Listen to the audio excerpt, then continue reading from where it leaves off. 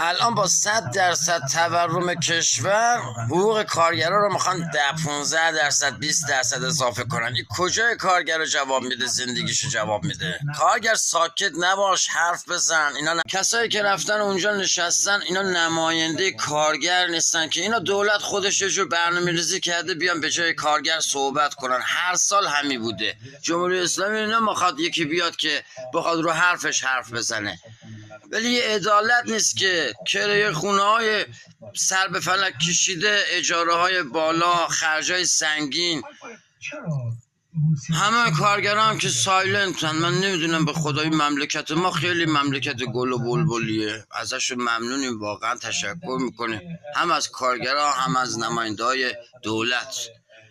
چه وضعشه به خدا؟ نمیدونم مردم چرا اینجوری ان. خب تا سایلنت باشی، ساکت باشی، وضع همینه دیگه.